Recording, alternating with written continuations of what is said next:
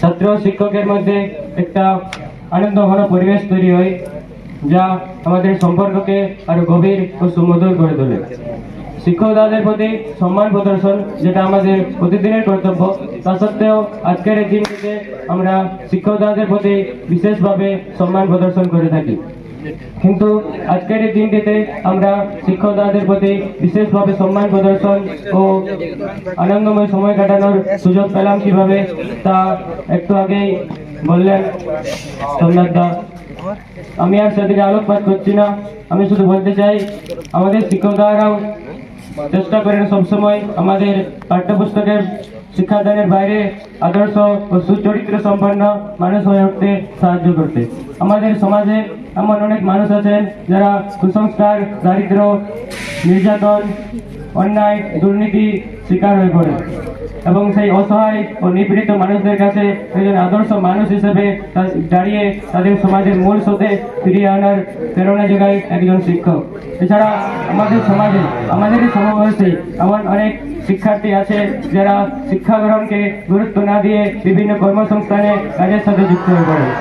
আবার এমন অনেক শিক্ষার্থী আছে যারা অর্থের অভাবে শিক্ষা গ্রহণ না করে শিশু শ্রমের সাথে যুক্ত হয়ে পড়ে। তাদেরকে তাদের নানা অভ্যাস বর্জন এবং তাদেরকে শিক্ষাদানের মাধ্যমে সমাজের মূল স্রোতে ফিরিয়ে আনতে প্রেরণা যোগায় শিক্ষক মহাশয়রা।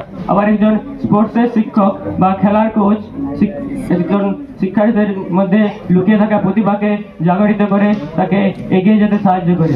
এভাবে একজন শিক্ষকই হয়ে ওঠে সমাজের মেরুদণ্ড, এবং ছাত্র শিক্ষকের মিলিত প্রচেষ্টায় গড়ে ওঠে এক আদর্শ সমাজ। তবে আমি মনে করি আমাদের শিক্ষা তখন সফল হয়ে উঠবে যখন আমরা বইয়ে পড়া বিষয়গুলিকে বাস্তব জীবনে কার্যকর করে তুলতে পারবো। আমরা বইয়ের পাতায় জলের অপচয় রোধ, শব্দ দূষণ রোধ, জাতিভেদ, সমাজ গঠনে ছাত্রছাত্রীদের ভূমিকা, ছাত্র সমাজ ও র্যাগিং ইত্যাদি নানা বিষয়ে প্রশ্ন ও প্রবন্ধ করে থাকি, যেগুলো আমরা শুধুমাত্র বইয়ের পাতায় পড়ি, যেগুলো বাস্তব জীবনে কার্যকর করার কোনো চেষ্টাই করি না। কিন্তু আমাদের শিক্ষক দ্বারা সর্বদাই আমাদের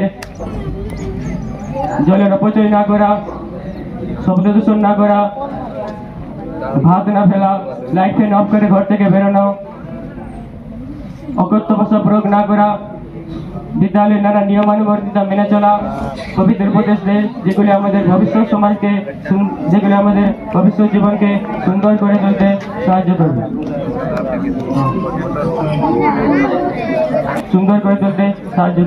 একজন গুরু ছাড়া আমাদের জীবন অন্ধকারময় হয়ে পড়ে।